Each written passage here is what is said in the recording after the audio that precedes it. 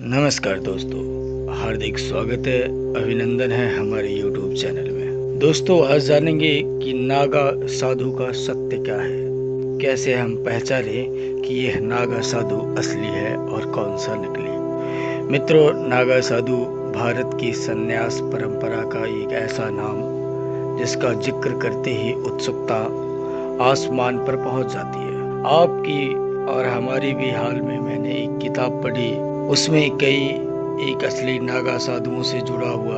आप कहेंगे नागा साधु असली नकली कैसा, क्योंकि इसका एक विधान है, महज निर्वस्त्र होने से कोई नागा साधु नहीं हो जाता, और ये विधान कई वर्षों से चला आ रहा है। तो दोस्तों, आज पहले स्टेज में नागा साधु को कैसे पता करें। इसमें कारबारी यानी लेखा जोखा रखने वाला मटका आदमी ब्यौरा लिखता है। साधु बनने के इच्छुक व्यक्ति का नाम, गुरु का नाम, ज्वाइनिंग डेट इत्यादि। उसके बाद कैंडिडेट का सिर मुड़वा दिया जाता है। फिर वह अपने मंत्र गुरु के पास पहुंचता है। अब गुरु और चेला पवित्र अग्नि के साथ त्रिकोण बनाकर बैठते हैं, ईश्वर को पुष्प और जल अर्पित करते हैं। इस अवसर पर 4 गुरु मौजूद होते हैं और चेले को 4 चीजें देते हैं। पहली बभूति, जिसको भस्म कहा जाता है, दूसरी लंगोटी, तीसरी जनेऊ और चौथा रुद्राक्ष। ये 4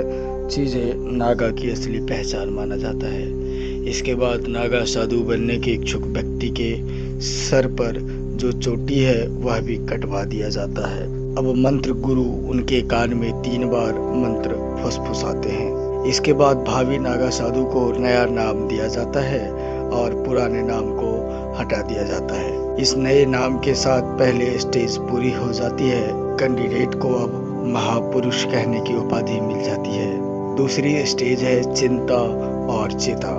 इस स्टेज में महापुरुष को सन्यासी बनने से प्रोसेस शुरू होता है। इस मुख्य होता है यज्ञ विराज हवन नाम का।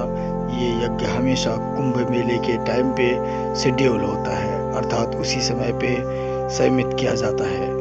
यज्ञ की सारी प्रक्रिया नदी के किनारे सबसे पहले कैंडिडेट की फाइनल वार्निंग दे दी जाती है। इसके बाद महापुरुष को कपड़े उतारकर कुछ कदम उत्तर दिशा की ओर चलने को कहा जाता है।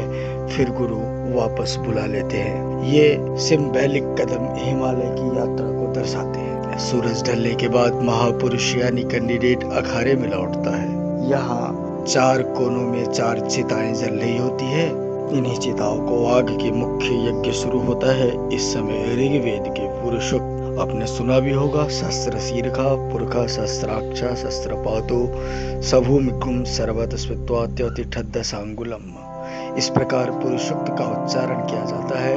संत के मुताबिक इस समूह और इस शुक्त को हिंदुओं की अंतिम संस्कार के समय किया जाता है। मगर इसे क्यों गाया जाता है, क्यों माना जाता है कि महापुरुष ने खुद का अंतिम संस्कार कर लिया है, अब वो दुनिया के लिए मर चुका है, यानी वो सन्यासी बनने के लिए तैयार है। सुबह सवेरे आधे पानी में कुछ और संस्कार होते हैं और फिर सन्यासी बनने की प्रक्रिया पूरी हो जाती है। तीसरी स्टेज टांग तोड़ कहा जाता है। फाइनल स्टेज होता है। फाइनल स्टेज में सन्यासी से नागा बनने की घड़ी, कठिन परीक्षा की घड़ी, और ये आती है रात के घने अंधेरे में कीर्ति स्तंभ के सामने।